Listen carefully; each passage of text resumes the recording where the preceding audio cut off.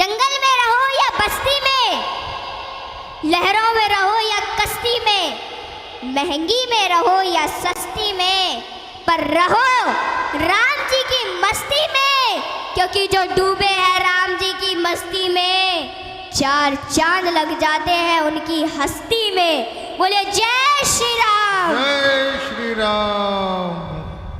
भजन मन वचन और तन तीनों से करना चाहिए। भगवान का चिंतन मन का भजन करो। जीवन बहुत थोड़ा है, विचारों में ही बिता दोगे तो भजन से वंचित रह जाओगे। भजन सर्वोत्तम वही कि जिसमें कोई शर्त ना हो, जो केवल वचन के लिए ही हो। सच्चा साथी गोविंद हमारा, बाकी भूल भुलैया है। सच्चा साथी गोविंद हमारा, बाकी भूल भुलैया। भव सागर का एक ही माझी, अपना कृष्ण कन्हैया। भव सागर का एक ही माझी, अपना कृष्ण कन्हैया।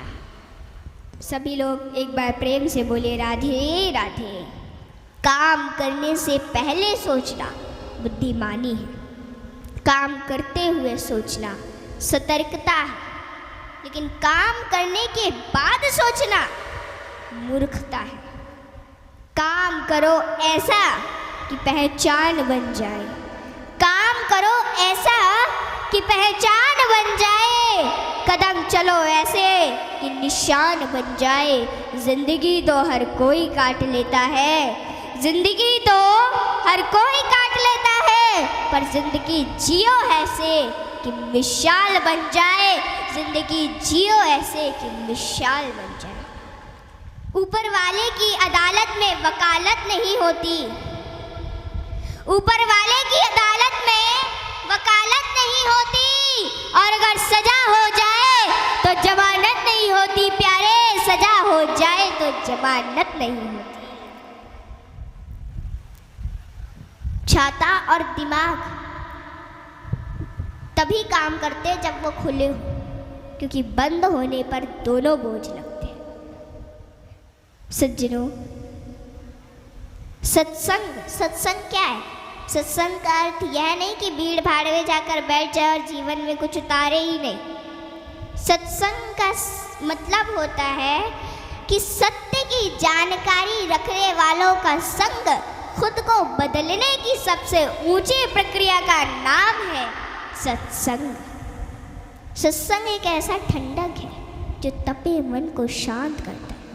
सत्संग एक ऐसा सत्य है जो झूठे इंसान को सत्य के मार्ग पर ले जाता है। सारे दुख निवारण निराश की एक अचूक दवा है सत्संग। सज्जनों, अच्छा आप लोग यह बताइए कि संत कृपा बड़ी होती है या भगवत कृपा बड़ी होती है? बताइए सज्जनों, संत कृपा भगवत कृपा से बड़ी होती है और नारद जी इसका प्रमाण है। सज्जनों, पूर्व जन्म में नारद जी एक दासी के पुत्र थे। जब नारद जी का जन्म हुआ तो उनके पिताजी की मृत्यु हो गई। नारद जी ने अपने पिताजी का दर्शन नहीं किया था और नारद जी की माँ उन्हें संतों के आश्रम में लेकर गई और वहाँ संतों से जाकर के कहा कि महाराज, मुझे गाय का दूध निकालना आता है, सेवा करनी आती है, कृपया आप मुझे इस आश्रम में आश्रय दे दें। संतों ने वहाँ पे उनकी माँ को आश्रय दे दिया और अब नारद जी का वहीं पे लालन पालन हो रहा है। नारद जी की कुछ समय बाद नारद जी की माँ भी उन्हें छोड़कर चली गई और माँ के जाने के बाद नारद जी बहुत रोए। लेकिन सज्जनों, क्या आपको पता है कि नारद जी की एक आंख से तो ठंडे आंसू निकले और दूसरी आंख से गर्म आंसू निकले? ऐसा क्यों हो रहा है? क्योंकि ठंडे आंसू तब निकलते हैं जब हम खुशी में रोते हैं और गर्म आंसू तब निकलते हैं जब हम दुख में होकर रोते हैं। तो नारद जी के ठंडे आंसू इसलिए निकले क्योंकि अब वह सोच रहे थे कि अब मुझे वन में से कोई नहीं रोक सकता। और गर्म आंसू इसलिए निकले कि माँ की मृत्यु हो गई।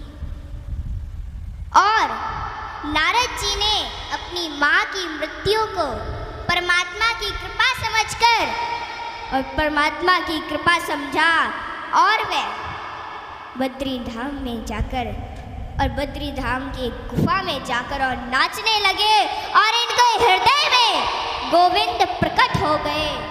और आज दासी पुत्र रामदास आज संत नारद बन गए। ये किसकी कृपा है? ये संतों की कृपा।